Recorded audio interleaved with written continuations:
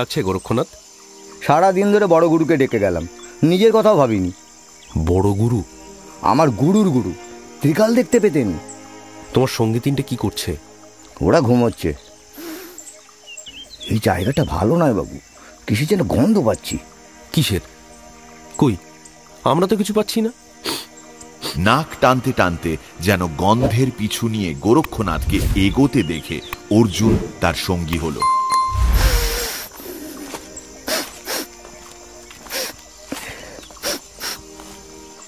গোরক্ষনাথ বাড়িটার পাশ দিয়ে পেছনের জমিতে চলে এসে মাথা নাড়ল। কি হলো? কেমন আসতে স্যাঁতস্যাঁতে গন্ধ, এখান থেকে গন্ধটা উঠছে। অর্জুন অবাক হয়ে গেল। এই লোকটির সঙ্গে আলাপ হওয়ার পর থেকেই তার মনে হয়েছিল আসলে সরল মানুষ, কিন্তু কিছু অন্ধবিশ্বাস সম্বল করে নির্বোধ মানুষের দুর্বলতার সুযোগ নিয়ে রোজগার করে। কিন্তু এখন ও হেঁটে এলো সাপটা যে পথে এসেছিল সেই জায়গা দিয়ে। তাহলে ও কি সাপের গন্ধ পেয়েছে? কিসের গন্ধ? সাপের? সাপ? কি জানি, এর আগে অনেক সাপ দেখেছি, কিন্তু তাদের গায়ের গন্ধ তো পাইনি বাবু। কি সাপ আপনি দেখেছেন? খুব বড় কোবরা, কুচকুচে কালো।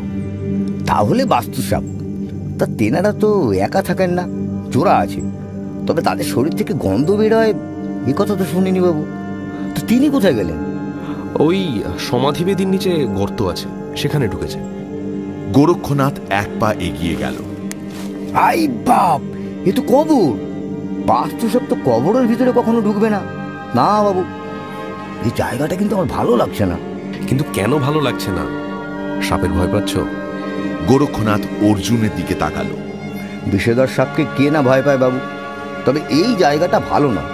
এখানে আসার কিছুক্ষণ পর থেকে কাকটা কিন্তু একবারও ডাকেনি। চলো, এদিকটায় না থাকাই ভালো, অন্ধকার হয়ে আসছে। চলো।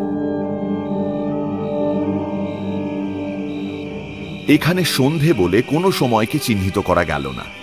দিন শেষ হলেই ঝুপ করে রাত নেমে গেল।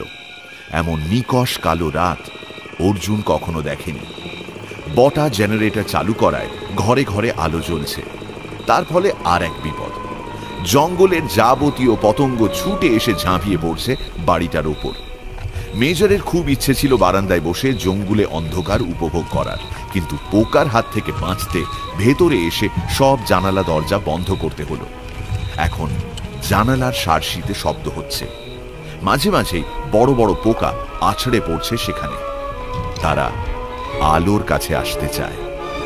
গোরান সাহেবের নির্দেশে শুধু রান্নাঘর ছাড়া সব আলো নিভিয়ে দেওয়ার পর শব্দটা কমে গেল।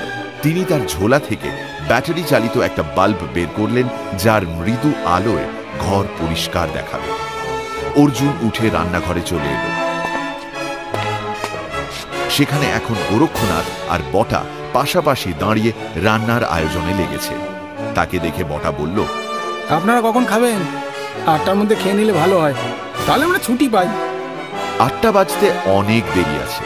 অর্জুন মাথা নাড়ল, তারপর এগিয়ে গিয়ে গোরক্ষনাথদের ঘরে উঁকি মারতে অন্ধকারে লাল দুটো চোখ দেখতে পেল। চোখ দুটো জ্বলছে। সে আলো জ্বালতেই বেড়ালটা মুখ ফিরিয়ে নিল খাঁচায় বসে। শকুনটা বিরক্ত হয়ে বিশ্রী শব্দ করল, শুধু কাকটা চুপচাপ রইল। আলো নিভিয়ে দিয়ে অর্জুন বাইরের ঘরে এসে দেখল মেজর মদ্যপান শুরু করেছেন। গোরান সাহেব একটা বড় কাগজের ওপর চোখ রেখে মগ্ন ছিলেন। মুখ তুলে বললেন, আমার অনুমান যদি ভুল না হয়, আমরা প্রায় কাছাকাছি জায়গায় চলে এসেছি। ও নিশ্চয়ই কাছাকাছি 10-12 মাইলের মধ্যেই রয়েছে। মাই গড, ড্রাকুলা এত কাছে? ইয়েস। অতএব আমাদের এখন থেকে সতর্ক হতে হবে। আজ রাত্রে চাঁদ উঠবে ঠিক 2টোয়। তাড়াতাড়ি ডিনার করে শুয়ে পড়ো সবাই। আমি তোমাদের 2টোর সময় ডেকে দেব, তারপর আমরা বেরোবো। বেরোবো মানে? যার জন্য এসেছি সে তো যেচে এখানে এসে দেখা করে যাবে না, তাকে আমাদের খুঁজে বের করতে হবে। এখানে ভোর হয় 5টায়। আমরা যদি 2:30-এর সময় বেরোই, তাহলে মাত্র 2.5 ঘন্টার সময় হাতে থাকবে। রোজ একটা করে দিক আমরা খুঁজব, ঠিক আছে? গোরক্ষনাথ আর ড্রাইভারও নিশ্চয়ই সঙ্গে যাবে। ড্রাইভার কেন যাবে? ও তো ওই কাজের জন্য এখানে আসেনি। এখানে এসে রান্না করে দিচ্ছে, খাবার সার্ভ করছে, এই তো অনেক। ও এসেছে গাড়ি চালাতে। আচ্ছা গোরান সাহেব, আপনি যে খুঁজতে যাবেন বললেন, কিন্তু কিভাবে খুঁজবেন? চারপাশে জঙ্গল, শুধু পাহাড়ের দিকটা খোলা। আমি শুনেছি ড্রাকুলা সারাদিন ঘুমোয়, অন্ধকার নামলেই বেরিয়ে পড়ে। তখন তাকে খুঁজে পাবেন কি করে? সে যদি এখানে থাকে তাহলে আমাদের কষ্ট করতে হবে না, দেখতে পেলে সে নিজেই দেখা দেবে, কিন্তু আমাদের কোনো ক্ষতি করতে পারবে না। কারণ আমরা সেইভাবেই তৈরি হয়ে বেরোবো। অর্জুন হাসল। তার খুব মজা লাগছিল, কিন্তু সেটা গোপন করে সে জিজ্ঞেস করল, আচ্ছা গোরান সাহেব, আপনি কি সত্যি বিশ্বাস করেন ড্রাকুলা বলে কিছু আছে? গোরান সাহেব উঠে দাঁড়ালেন। তুমি যদি ভগবানে বিশ্বাস করো তাহলে তোমাকে শয়তানের অস্তিত্ব স্বীকার করতেই হবে।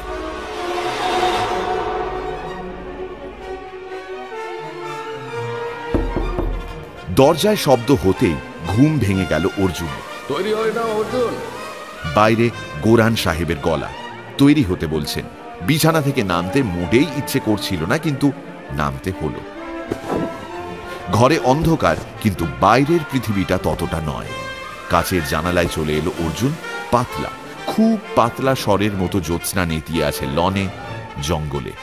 অর্থাৎ গোরান সাহেবের হিসেব মতো চাঁদ উঠেছে। কিরকম গা ছমছম করে উঠল অর্জুনের। তৈরি হয়ে বসার ঘরে আসতেই গোরক্ষনাথকে দেখতে পেল সে। তিনটে খাঁচা একটা লম্বা লাঠিতে বাঁধছে সে। মেজর ঢুকলেন একেবারে অভিযাত্রীর পোশাক পরে। Good morning everybody. কপালে কি আছে জানি না। আচ্ছা গোরক্ষনাথ, আমরা বোঝবার আগে তোমার এই প্রাণীগুলো নিশ্চয়ই বুঝতে পারবে তেমন কেউ সামনে আছেন কিনা। হ্যাঁ সাহেব, তেনাদের কেউ রাত্রে এখানে এসেছিলেন, যিনি সেটা টের পেয়েছিল। ড্রাকুলা? ড্রাকুলা এই বাংলোয় এসেছিল? নাম তো জানি না, তবে তিনি আমাদের কোনো ক্ষতি করতে চাননি। এরা আছে বুঝে বাইরে থেকেই চলে গেছেন। গোরক্ষনাথ বাঁধা শেষ করে হাত জোড় করে চোখ বন্ধ করে কোনো মন্ত্র নিঃশব্দে বলে যেতে থাকলো। তার ঠোঁট নড়ছিল। গোরান সাহেব এলেন তৈরি হয়ে, তার হাতে 4টে ক্রস, সেগুলো চেনে আটকানো। নিজের হাতে প্রত্যেকের গলায় সেই চেন পরিয়ে দিয়ে বললেন, ঈশ্বর আমাদের রক্ষা করবেন। এখন চলো বেরিয়ে পড়ি। ওরা বারান্দায় বেরিয়ে এলো। গোরক্ষনাথ লাঠিটাকে কাঁধে তুলে নেওয়ায় খাঁচাগুলো তাতে ঝুলছিল। কাকটা নড়াচড়ায় বিরক্ত হয়ে দুবার ডাকল। এখন চারদিক ঝাপসা, কিন্তু সামনের পথটা দেখা যাচ্ছে। আজ আমরা জঙ্গলের দিকে না গিয়ে পাহাড়ের দিকে যাব, ওদিকটায় হাঁটতে সুবিধা হবে। তিনি টর্চ জ্বালতেই সবকিছু পরিষ্কার হয়ে গেল। প্রথমে গোরান সাহেব, তারপর মেজর, অর্জুন এবং সবশেষে গোরক্ষনাথ হেঁটে চলেছিল। বড় রাস্তা ছেড়ে খোলা মাঠে চলে এলো ওরা। মাঠ, কিন্তু মাঝে মাঝেই বুনো ঝোপ রয়েছে। হঠাৎ একটা রাতের পাখি চিৎকার করে উড়ে গেল মাথার উপর দিয়ে। অর্জুন পেছন ফিরে দেখল বাংলোটাকে আর দেখা যাচ্ছে না। আমরা বোধহয় ভুল করছি। এখানে কোনো পোড়ো বাড়ি নেই যেখানে তিনি থাকতে পারেন। খোলা মাঠে দিনের বেলায় তিনি ঘুমিয়ে থাকবেন কি করে? ওই পাহাড়টায় যদি তার বাসস্থান হয় তাহলে অত দূরে আমরা ভোর হওয়ার আগে পৌঁছতে পারবো না। এই সময় শকুনটা ডানা ঝাপটাতে লাগলো আচমকা। বেড়ালটা লেজ ফুলে উঠল আর কাকটা তারস্বরে চিৎকার করে উঠল। গোরক্ষনাথ বলল, তিনি এসেছেন। চাপা গলায় বাক্যটি অনুবাদ করলেন মেজর, যাতে গোরান সাহেব বুঝতে পারেন। 3টে খাঁচা 3 পাশে রেখে মাঝখানে দাঁড়িয়ে গোরক্ষনাথ মুখে অদ্ভুত আওয়াজ তুলছে। প্রতিটি শব্দ বলার সময় শরীরটাকে এক এক দিকে বাঁকিয়ে ঝাঁকাচ্ছিল, অনেকটাই নাচের ভঙ্গি। অর্জুন অবাক হয়ে দেখল 3টে প্রাণীর চেহারা বদলে গেছে। বেড়ালটা পিঠ উঁচু করে প্রায় গোল হয়ে দাঁড়িয়ে ফ্যাঁচ ফ্যাঁচ শব্দ করছে। শকুনটা 2 ডানা খাঁচার মধ্যে যতটা সম্ভব ছড়াতে পারে ছড়িয়ে বের হওয়ার জন্য ছটফট করছে। আর কানা কাকটা প্রবল আক্রোশে জালের তার ঠোঁট দিয়ে কামড়ে ধরে বেরোনোর চেষ্টা করে চলেছে, কিন্তু সামনে কোথাও কেউ নেই। হঠাৎ গোরান সাহেব এগিয়ে গেলেন সামনের দিকে। মেজর তাঁকে বাধা দেওয়ার চেষ্টা করেও ব্যর্থ হলেন। কিছুটা দূরে দাঁড়িয়ে কোরআন সাহেব চিৎকার করলেন, I know you are here. Arnold, তুমি কি আমার কথা শুনতে পাচ্ছ? রাতের আকাশ সেই চিৎকার দ্রুত লুফে নিল, কিন্তু ফিরিয়ে দিল না। আর্নল্ড স্টিভেনসন, যিনি ওই বাংলোর পেছনের কবরের মধ্যে শুয়ে রয়েছেন সেই 1938 সাল থেকে। এই 62 বছরেও তার আত্মার কোনো হিল্লে হয়নি। হঠাৎ অর্জুনের চোখে পড়ল কোরআন সাহেবের ঠিক পেছনে মাত্র হাত তিনেক তফাতে কিছু একটা ঘাসের ওপর দিয়ে সরসর করে চলে যাচ্ছে। কোরআন সাহেব! সে চিৎকার করে কোরআন সাহেবকে ডাকতেই তিনি ঘুরে দাঁড়ালেন। আর তখনই ওপাশের গাছের ডাল থেকে প্রচন্ড বেগে নেমে এলো রাতের পাখিটা। তার চেহারা ভালো করে বোঝার আগেই সেটা ছোঁ মেরে তুলে নিল 2 ফুট লম্বা সাপটাকে, নিয়ে আবার গাছের ডালে ফিরে গেল। সঙ্গে সঙ্গে শান্ত হয়ে গেল খাঁচার প্রাণীগুলো, একেবারে শান্ত এবং অতিরিক্ত পরিশ্রমের কারণে বেশ ক্লান্ত। অর্জুন বুঝল ওই সাপটা এই খাঁচাগুলোর কাছাকাছি চলে আসায় এরা এমন আতঙ্কিত এবং ক্ষিপ্ত হয়ে উঠেছিল। তিনি এসেছেন? কি যে বলো তার ঠিক নেই। একটা সাপকে দেখে তোমার বন্ধুরা এমন কাজ করলো? না সাহেব, আমি ভুল বলিনি। সাপ তো এখানে চারপাশে ঘুরছে, কই তাদের দিকে তো এরা চিৎকার করছে না। ওই দেখুন, তিনি নেই। সে গাছের ডালটার দিকে আঙুল তুলল যেখানে পাখিটা বসেছিল। তুমি এরা পেঁচাকে তিনি বলে চালাতে চাইছো? না সাহেব, আপনি যদি পেঁচা দেখে থাকেন তাহলে তিনি ওই রূপ ধরেই এসেছিলেন। কোরআন সাহেব কথাবার্তার বিষয় জানতে চাইলে মেজর সেটা ইংরেজিতে শুনিয়ে দিলেন। কোরআন সাহেব একটু ভেবে বললেন, এই লোকটি যা বলছে সেটা সত্যি কিনা তার প্রমাণ সহজেই পাওয়া যেতে পারে। কিভাবে? পেঁচা শিকার ধরেছে তার খাদ্য হিসেবে, সে কিছুতেই সাপটাকে ছাড়বে না। চলো ওই গাছটার নিচে গিয়ে দেখি সাপটা ওখানে পড়ে আছে কিনা। কোরআন সাহেব টর্চ জ্বাললেন। তার মানে ওটি যদি তিনি হন তাহলে সাপটাকে ছেড়ে দেবেন, কারণ ওর খাবারের দরকার নেই। সেক্ষেত্রে সাপটা গাছের নিচে পড়ে যাওয়ার পর আমাদের জন্য অপেক্ষা করবে কেন? কখন পালিয়ে গিয়েছে? কোরআন সাহেব কথাটা কানে না তোলায় অর্জুন এবং শেষ পর্যন্ত মেজর ওর সঙ্গী হলেন। গোরক্ষনাথ দাঁড়িয়ে রইল তার খাঁচাগুলো নিয়ে। জঙ্গলের কাছে পৌঁছতে বেশ কিছু বুনো ঝোপ সরাতে হলো। কোরআন সাহেব মুখে শব্দ করছিলেন এগোবার সময়, যাতে সাপটা থাকলে সরে যায়। শেষ পর্যন্ত গাছটার নিচে পৌঁছে গেল ওরা। টর্চের আলো ঘুরিয়ে ঘুরিয়ে মরা পাতার ওপর সেটাকে স্থির করে রাখলেন কোরআন সাহেব। 2 ফুট লম্বা সাপটা সেখানে প্রায় গোল হয়ে পড়ে আছে। দ্রুত এগিয়ে গিয়ে কোরআন সাহেব বাঁ হাতে সাপের লেজ ধরে ওপরে তুলে ডান হাতে ওর শরীরে আলো ফেলে কয়েক সেকেন্ড দেখে চিৎকার করে বললেন, মেজর, এই সাপটার শরীরে 1 ফোঁটাও রক্ত নেই। সাপটাকে সামনে নিয়ে এলেন কোরআন সাহেব। ওর গলার ঠিক নিচটা আধখানা হয়ে ঝুলছে। সাপটাকে জঙ্গলে ছুঁড়ে ফেললেন তিনি। মেজর ফিরে যাওয়ার সময় জিজ্ঞেস করলেন, এই শ্রেণীর সাপের মাথা বোধহয় তোমার সংগ্রহে আছে, তাই না? না, নেই, এবং এটাকে আমার সংগ্রহে রাখার কোনো বাসনাও আমার নেই। জঙ্গল থেকে বেরিয়ে এসে কোরআন সাহেব স্বাভাবিক গলায় বললেন, অর্জুন, আমি নিশ্চিত যে ঠিক জায়গায় পৌঁছেছি। খোলা আকাশে তখন চাঁদ সরে গেছে অনেকটা। অর্জুন জিজ্ঞেস করল, কিরকম? ব্যাখ্যা করতে হলে আমাকে আর 2-1 দিন অপেক্ষা করতে হবে। আপনার ধারণাকে আমি আঘাত করতে চাই না, কিন্তু কোরআন সাহেব, পুরো ব্যাপারটাই আমার কাছে অবাস্তব বলে মনে হচ্ছে। কেন? আপনি আমেরিকায় বসে আবিষ্কার করলেন ভারতবর্ষের এই অঞ্চলে ড্রাকুলা রয়েছে। কি করে আবিষ্কার করলেন? 3টি চিঠি পড়ে। 1941-এ জন লিঙ্কন নামে এক টি প্ল্যান্টার তার লন্ডনের এক বন্ধুকে চিঠিগুলো লিখেছে। কাল সকালে তোমাকে আমার ডায়েরি দেখাতে পারি, যা দেখলে তুমি নিশ্চয়ই বুঝতে পারবে কেন আমি নিশ্চিত যে ঠিক জায়গায় পৌঁছেছি। সে ঠিক আছে, কিন্তু রাতের অন্ধকারে এই জায়গায় আর কত এভাবে আমরা তাকে খুঁজে বেড়াবো? হ্যাঁ, আমরা মানুষ, আমাদের দেখলে তো তার নিজে থেকেই চলে আসার কথা, তাই না? গোরান সাহেবের কানে যেন কথাগুলো ঢুকল না। গোরক্ষনাথের গলা শোনা গেল, বাবু, এখানে তেনাদের কেউ কিন্তু নেই এখন। অর্জুন এগিয়ে গিয়ে দেখল প্রাণী তিনটে শান্ত হয়ে বসে আছে। ব্যাপারটা অস্বস্তিকর।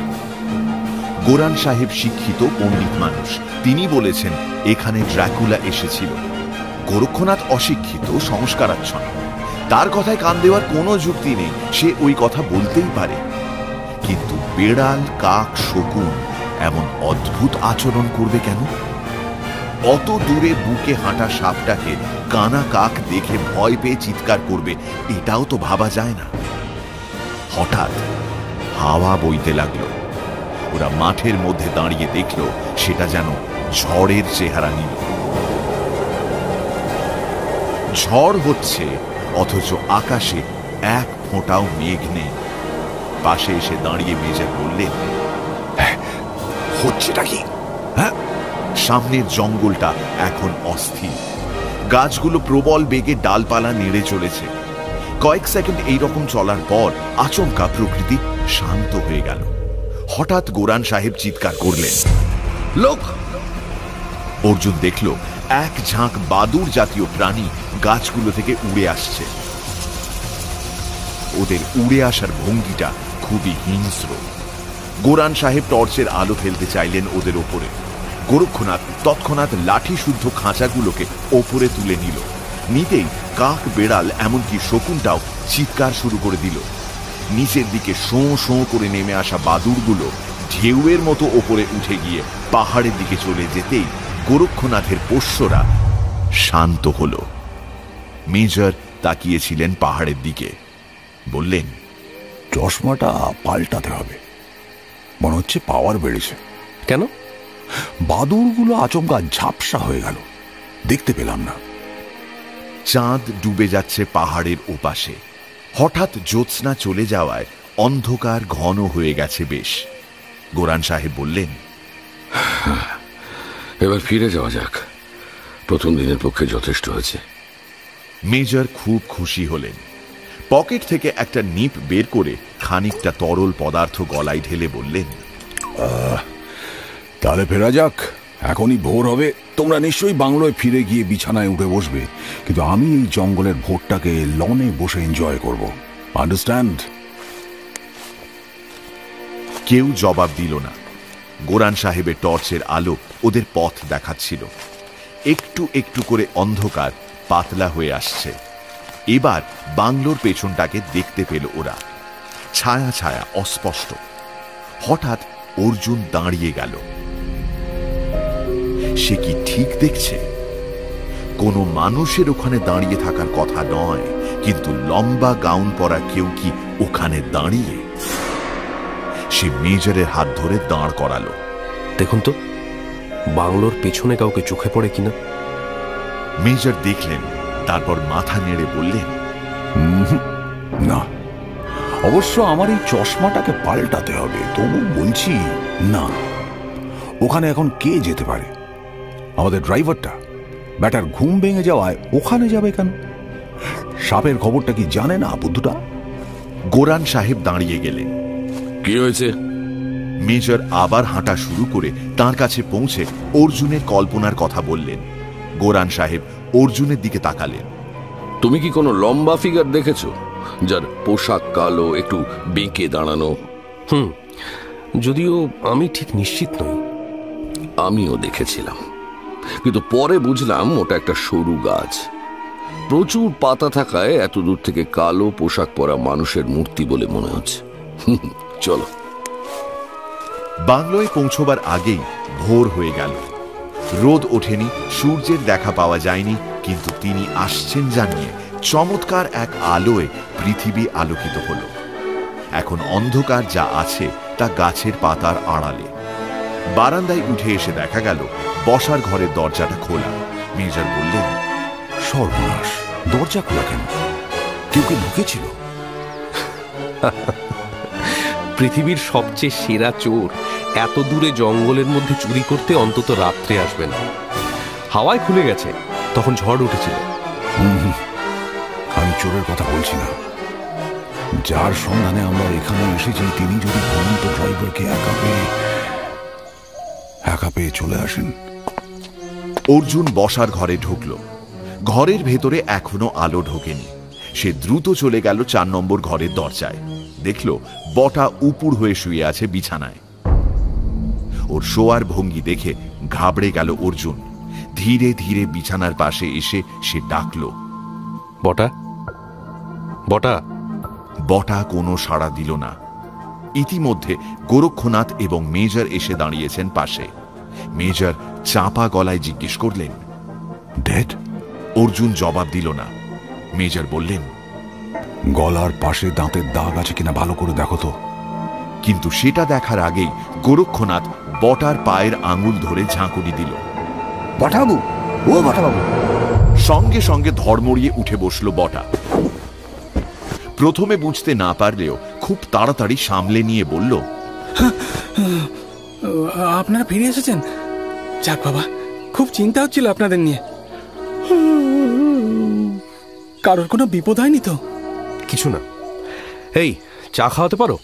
হ্যাঁ, 5 মিনিটের মধ্যে করে দিচ্ছি। বটা বিছানা থেকে নেমে দাঁড়ালো। বাইরের বারান্দায় তখন মেজর গোরান সাহেবকে প্রবল বেগে হাত নেড়ে বোঝাচ্ছিলেন এই তল্লাটে 2-1 পিস ভূত থাকলেও থাকতে পারে, কিন্তু ড্র্যাকুলা নেই। তার বক্তব্য, ড্র্যাকুলা থাকলে বটার ঘুম এই জীবনে ভাঙবে না। এত বড় খালি বাংলোয় ঘুমন্ত বটাকে পেয়েও যখন ড্র্যাকুলা তার রক্ত খেতে আসেনি, তখন প্রমাণ হয়ে যাচ্ছে তিনি এই অঞ্চলে নেই। অর্জুন এসে কথাগুলো শুনল। গোরান সাহেব কোনো জবাব না দিয়ে ভেতরে চলে গেলেন। মেজর অর্জুনকে বললেন, একবার মাছ ধরতে গিয়েছিলাম কঙ্গোতে। ওখানে ব্ল্যাক লেক বলে বিশাল একটা হ্রদ আছে। শুনেছিলাম আমাদের কাতলা মাছের 3 ডবল সাইজের মাছ আছে ওখানে। ব্ল্যাক লেক লম্বায় 5 মাইল, চওড়ায় 1/2 মাইল। 3 দিন ধরে বোট নিয়ে ছিপ ফেলেছি, কিন্তু তার দর্শন পাইনি। ওরা নাকি দল বেঁধে থাকে। 5 মাইল লম্বা লেকের কোথায় তাঁরা থাকতেন জানি না। হাতে 3 দিনের বেশি সময় ছিল না বলে চলে আসতে হয়েছিল। এও দেখছি সেরকম। গোরন শুনেছে ডুয়ার্সের এই দিকে ড্রাকুলা আছে। আরে এই দিক বলতে কোন দিক? আমরা এখানে বসে আছি আর ড্রাকুলা হয়তো কোচবিহারে ঘুমোচ্ছে। গোরান সাহেব ফিরে এসে অর্জুনের পাশে চেয়ার টেনে বসলেন। ওর হাতে একটা মোটা ডায়েরি। তার পাতা উল্টাতে উল্টাতে একটা জায়গায় থেমে মুখ তুললেন গোরান সাহেব। 1941-এ 6 মাসের মধ্যে লেখা হয়েছিল 3টে চিঠি। আমি এখানে কপি করে রেখেছি। চিঠি লিখেছিলেন জন লিঙ্কন। প্রথম চিঠি, ডিয়ার বব, আশা করি ভালো আছো। আমি এখন ইন্ডিয়ার বেঙ্গল প্রভিন্সের নর্থে বিনাহাট চা বাগানের ম্যানেজার। সুন্দর বাংলো, প্রচুর কাজের লোক, যা ইচ্ছে তাই করার ক্ষমতা আমার আছে। ইন্ডিয়া স্বাধীন হতে চাইছে, কিন্তু আমার এখানে কোনো গোলমাল নেই। আমি এই চিঠি লিখছি সম্পূর্ণ অন্য কারণে। আমার আগে এই বাগানের ম্যানেজার ছিলেন উইলিয়াম রাইট। তাকে একদিন একটি জঙ্গলের মধ্যে মৃত অবস্থায় পাওয়া যায়। তার গলায় দাঁতের চিহ্ন ছিল। সেই চিহ্ন কোনো পশু করেনি। আমার অ্যাসিস্ট্যান্ট ম্যানেজার বলছেন তিনি নাকি জঙ্গলের গভীরে একটি বাংলোয় একা রাত কাটাতে গিয়েছিলেন। ওই বাংলোটি করেছিলেন একজন ব্রিটিশ টি প্লান্টার, যিনি কয়েক বছর আগে মারা গিয়েছেন। এই ব্যাপারটা আমাকে খুব ভাবাচ্ছে। ভালো থেকো। শুভেচ্ছা নিও, জন লিঙ্কন। দ্বিতীয় চিঠি, ডিয়ার বব, তোমার চিঠি পাওয়ার আগেই আবার লিখছি। মিস্টার রবার্টকে কোনো মানুষ খুন করেনি। যে ব্রিটিশ প্লান্টারের বাংলোয় গিয়ে মিস্টার রাইট খুন হন, তার মৃত্যু স্বাভাবিকভাবে হয়নি। ভদ্রলোক বিয়ে করেননি। ওর মৃত্যুর খবর পেয়ে ওর 2 ভাই লন্ডন থেকে এসেছিলেন। ওই বাংলোয় রাত কাটাতে গিয়েছিলেন তারা। পরের দিন 2 জনের মৃতদেহ রক্তশূন্য অবস্থায় পাওয়া যায়। তোমার কাছে অনুরোধ, লন্ডনের যেসব সংস্থা পরলোক নিয়ে গবেষণা করেন তাদের সঙ্গে যোগাযোগ করে ঘটনাগুলো জানাও। তারা কি বলেন আর জানতে আমি খুব আগ্রহী। শুভেচ্ছা নিও, জন। এইবার তৃতীয় চিঠি। ডিয়ার বব, তোমার চিঠি পেয়েছি। মনে হচ্ছে তুমি আমার দ্বিতীয় চিঠিটি পাওয়ার আগেই এই চিঠি লিখেছ। যা হোক, আমি খুব চিন্তায় আছি। আমার চা বাগান হাসিমারা নামক মোটামুটি পরিচিত ব্যবসা কেন্দ্রের কাছে। এখানকার চার্চের ফাদার আমাকে সাবধান করে দিয়েছেন, ওই জঙ্গলের মধ্যে যে বাংলোটা আছে তার ধারে কাছে আমাকে যেতে নিষেধ করেছেন। বাংলোটা আমার বাগান থেকে অন্তত 20 মাইল দূরে জঙ্গলের শেষে। অথচ সন্ধে হলেই মনে হয় যাই গাড়ি নিয়ে ঘুরে আসি। গত রাত্রে একটা ঘটনা ঘটল। মাঝরাতে ঘুম ভেঙে গেল কোনো একটা শব্দে। দেখলাম আমার জানলার তারে একটা বাদুড় ঝুলছে। পোকামাকড় যাতে ঘরে না ঢুকতে পারে তাই তার লাগানো ছিল। এত বড় বাদুড় আমি কখনো দেখিনি। সঙ্গে সঙ্গে বালিশের নিচ থেকে রিভলভার বের করে গুলি করলাম। বাদুড়টা নিচে পড়ে গেল। গুলির শব্দে কাজের লোকজন ছুটে এলো। আলো জেলে বাংলোর পাশে জানলার নিচটা খোঁজা হলো, কিন্তু কোথাও বাদুড়টাকে পাওয়া গেল না। অথচ আমি নিজের চোখে দেখেছি ওর পেটে গুলি লেগেছিল। তুমি অবাক হবে শুনে, জানলার তারে এক ফোঁটাও রক্ত ছিল না। বুঝতেই পারছো, এসব কারণে আমি একটুও ভালো নেই। ছুটির দরখাস্ত করেছি, পেলেই দেশে চলে যাব কিছুদিনের জন্য। শুভেচ্ছা নিও, জন। চিঠি পড়া শেষ করে গোরান সাহেব বললেন, এই বাংলোটির কথাই জন লিঙ্কন তার চিঠিতে লিখেছিলেন। জন নিশ্চয় ফিরে গিয়েছিলেন? না, ওর বন্ধু চিঠিগুলো পরলোক চর্চার একটি সংস্থার কাছে জমা দিয়ে জানিয়েছিলেন যে জন ম্যালেরিয়া আক্রান্ত হয়ে মারা যায়। ম্যালেরিয়া? হ্যাঁ। গোরান সাহেব উঠে দাঁড়ালেন। অর্জুন, চলো একটু ঘুরে আসি। লনে পায়চারি করতে করতে গোরান সাহেব আচমকা দাঁড়িয়ে গেলেন। তার চোখ স্থির। অর্জুন জিজ্ঞেস করল, কি হলো? তুমি পেঁচাটাকে উড়ে যেতে দেখলে? না তো, এখন তো আলো ফুটে গেছে, এই সময় পেঁচা উড়বে কেন? গোরান সাহেব দ্রুত বাড়ির পেছন দিকে চলে যেতে অর্জুন অনুসরণ করল। না, কোথাও কোনো পেঁচা নেই, কিন্তু স্টিভেনসনের কবরে ঢোকার গর্তটা কেউ সযত্নে বন্ধ করে দিয়ে গেছে। অদ্ভুত ব্যাপার, এই কাজটা কে করলো? অর্জুনও অবাক হয়েছিল। সাপের গর্তের মুখ বন্ধ করতে হলে সাহস থাকা দরকার। এখানে একমাত্র আপনি আর গোরক্ষনাথ সাপ সম্পর্কে সাহসী, কিন্তু আপনারা এই কাজ কেন করতে যাবেন? তাছাড়া সন্ধ্যের পর কেউ তো বাংলোর বাইরে আসেনি। তুমি কি পাগল? আমি যদি নিজে এই কাজটি করি তাহলে তোমায় জিজ্ঞেস করবো কেন? নাকি তুমি আমাকেও সন্দেহভাজনদের লিস্ট থেকে বাদ দিতে চাওনি? প্রশ্নটা করেই দূরে কিছু লক্ষ্য করে ফিসফিসে গলায় বললেন, সরে এসো অর্জুন, চটপট সরে এসো। গোরান সাহেব তৃতীয় কবরটির দিকে দৌড়ে যেতে অর্জুন অনুসরণ করল।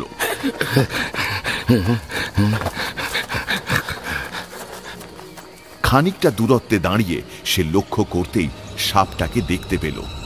কাল সন্ধেবেলায় যে সাপটাকে তারা দেখেছিল বোধহয় সেটাই। খুব দ্রুত এগিয়ে যাচ্ছে স্টিভেনসনের কবরের দিকে। এখন আরো দীর্ঘ দেখাচ্ছে ওর চেহারা। কবরের পাশে এসে সাপটা থমকে দাঁড়ালো। মুখ ঘুরিয়ে ঘুরিয়ে কিছু খুঁজতে লাগলো।